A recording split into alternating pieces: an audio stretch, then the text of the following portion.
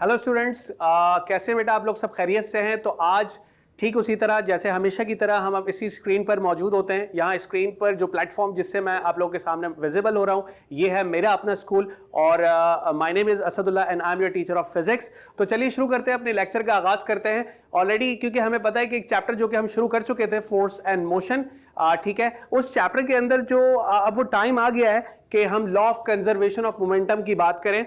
ठीक है, तो law of conservation of momentum क्या होता है और आज का जो टॉपिक हमारा रहेगा वो यही रहेगा कि law of conservation of momentum. ठीक है जी, चलिए आप लोग रेडी हैं और चेहरे पे अच्छी सी हल्की सी एक स्माइल रखें ताकि टॉपिक को ज्यादा बेहतर अंदाज में आप लोग समझ सकें और इंटरेस्ट शो करें। ठीक है, चलिए law of conservation of momentum क्या होता है, इसकी स्टेटमेंट क्या है। पहले स्टेटमेंट लिखवा रहा हूं, फिर हम जाएंगे इस लॉ के कॉन्सेप्ट की तरफ।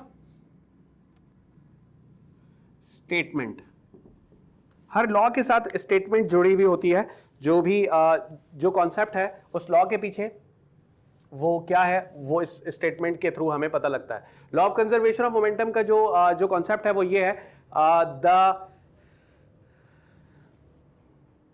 Okay. Law of conservation of momentum का बेटा कॉन्सेप्ट क्या होता है कि अगर हम किसी ऐसी बॉडी की बात करें जो कि आइडियल बॉडी हो, ठीक है, और अगर आइडियल बॉडी किसी आइसोलेटेड सिस्टम में अगर मौजूद होगी तो याद रखिएगा उसका जो मोमेंटम होगा वो ऑलवेज रिमेन्स कांस्टेंट रहेगा या फिर वो कंजर्व रहेगा। इस बात को हम यहां पर लिख लेते हैं, द मोमेंटम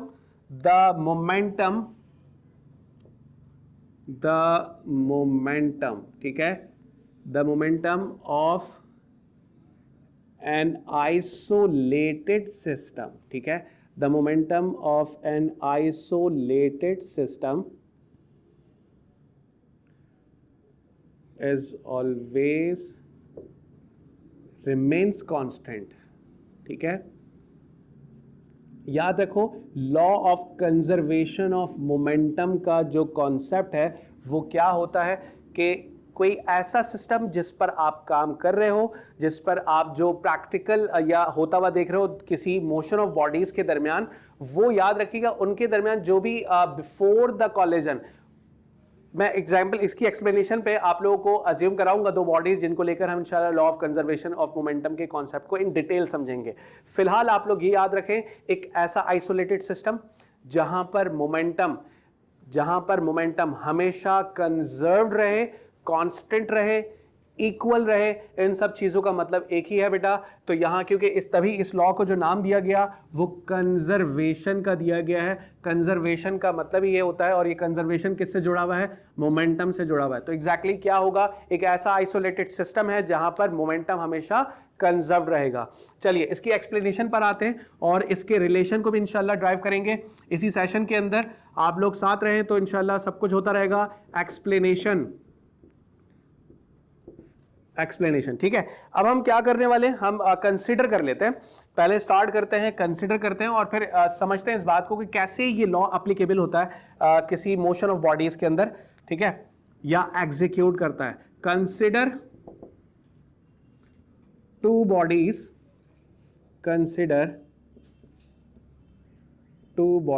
ठीक है। Let's say body A, consider two bodies, body A and body B, body A and body B, ठीक है, having masses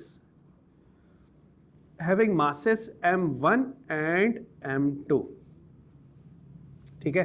तो एग्जैक्टली देखिए मैंने यहां पर सर्कल बना दिए जिन पर आप लोगों को मतलब जो चीजें हैं जो हम कंसीडर कर रहे हैं उसको हम किस चीज को क्या कौन सा मास दे रहे हैं, गौर करें। दो बॉडीज कंसीडर की गई, सिंपली कंसीडर टू बॉडीज। वो दो बॉडीज को नाम क्या दिए गए, बॉडी ए और बॉडी बी।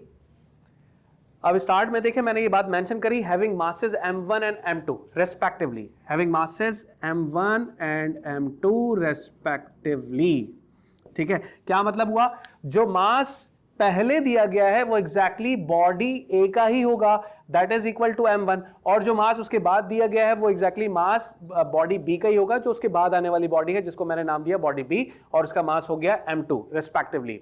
अच्छा, initially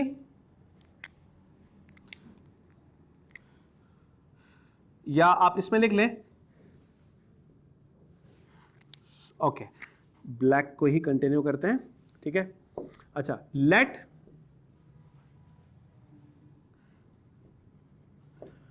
both bodies move with initial velocities u1 and u2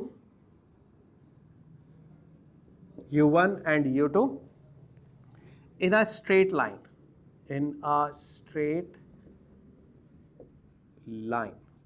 ठीक है। और साथ में ये भी लिख रहा हूं कि u1 जो है वो ग्रेटर है एज कंपेयर टू u2। चलिए, ये तो बात की बात है, पहले हम समझते हैं कि यहाँ पर u1 और u2 का काम क्या है। u है, देखें आगे जगह v को भी डिस्कस करने वाला हूं। u और v को एक जैसा मत समझिएगा, पूरी कोशिश कर रहा हूं कि u को u के शेप में ही बनाऊं। ओके, चलिए देखें यहां पर हुआ क्या, हमने let both bodies move with initial velocity, हम इन दोनों बॉडीज को मूव करवा रहे हैं इनिशियल वेलोसिटीज के साथ, ठीक है। और ये इनिशियल वेलोसिटीज इनकी क्या होंगी, u1 एंड u2 होगी, ठीक है। और ये दोनों इन दोनों की जो मूवमेंट है वो स्ट्रेट लाइन है, यानी हॉरिजॉन्टल सरफेस पर है। और फिर उसके बाद अब आप गौर करें एग्जैक्टली, क्योंकि बॉडी ए जिसका मास m1 था उसकी इनिशियल वेलोसिटी u1 होगी, बॉडी बी जिसका मास m2 था उसकी इनिशियल वेलोसिटी क्या होगी, u2 होगी। और both are moving in a straight line, ठीक है, ऑन अ रेक्टिलिनियर सरफेस, और we can say that in a horizontal surface, ठीक है। u1 जो है वो ज्यादा है u2 के मुकाबले में।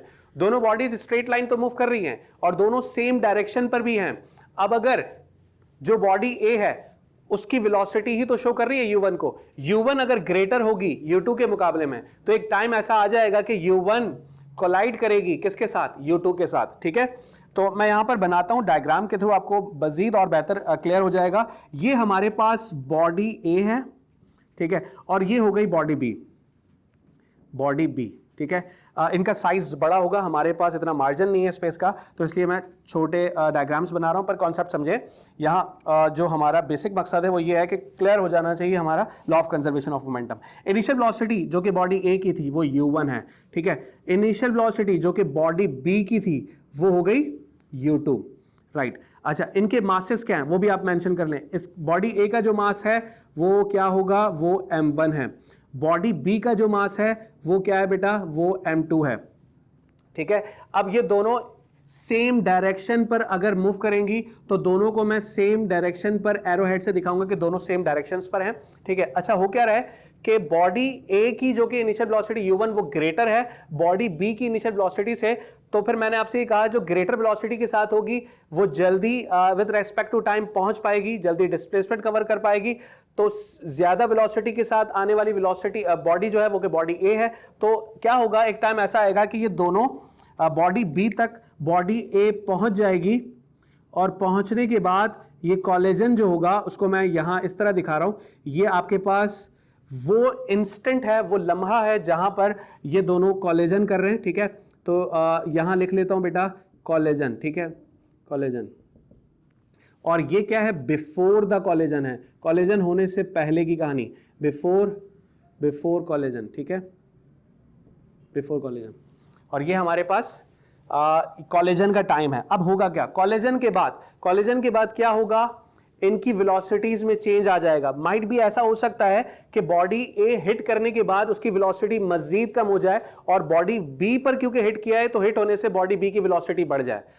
अगर किसी चलते हुए आदमी पर कोई पीछे से लात मारता है तो बहुत कम ऐसा मुमकिन है कि वो उसकी स्पीड बढ़ जाए, बाज़ औक़ात तो ऐसे ही होता है कि वो गिर जाता है। लेकिन अगर उसको इस तरह भी ले सकते हो कि अगर दो लोग जो सेम प्लेन या same surface same direction of velocity के साथ मूव कर रहे हैं, तो पीछे आने वाला जो बॉडी है या पीछे आने वाला जो शख्स है उसकी वेलोसिटी ज्यादा है, तो अगर वो हिट करेगा आगे मौजूद बॉडी को तो एग्जैक्टली उसकी स्पीड बढ़ जाएगी, और पीछे आने वाली बॉडी की स्पीड कम हो जाएगी टकराने की वजह से, या उसके रास्ते में एक ऑब्स्टिकल आ गया जिसकी वजह से उसकी वेलोसिटी धीमे पड़ जाएगी या कम पड़ जाएगी, ठीक है।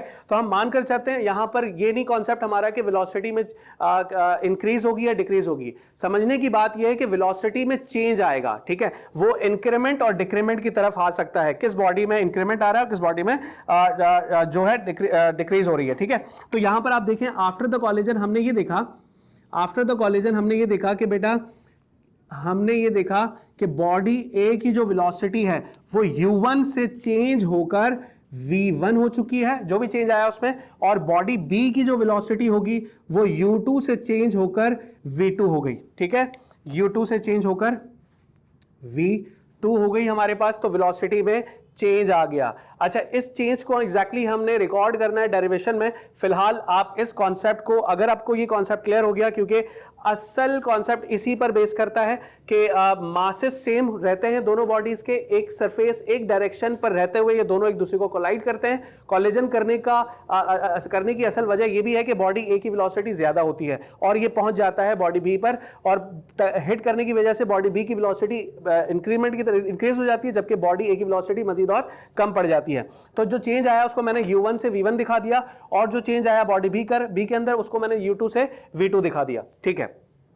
अच्छा, चलिए अब हम आ जाते हैं कि ये जो फाइनल वेलोसिटी जो हमने यहां पर शुरू में अज्यूम किया था, u1 और u2 तक हमने इसको डिफाइन किया था, हम इसको आगे मजीद कंटिन्यू करते हैं।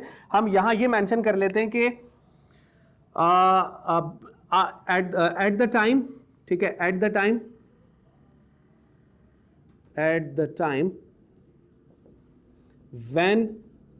when they collide,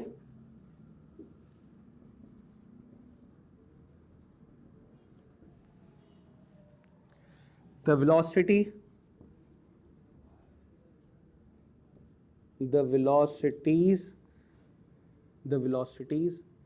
change to v1 for body A and v2 for body B। चलिए, अच्छा अब हमने यहां पर बात करनी है, क्योंकि हम मोमेंटम और फोर्स के दरमियान का रिलेशन पढ़ के आ चुके हैं, उस रिलेशन को मैं यहां पर यूज करूंगा और इस law of conservation of momentum को हम ड्राइव करेंगे। ये हो गया हमारा पोर्शन। अब तक हमने यहां तक बात की, अब हम बात करेंगे उससे आगे।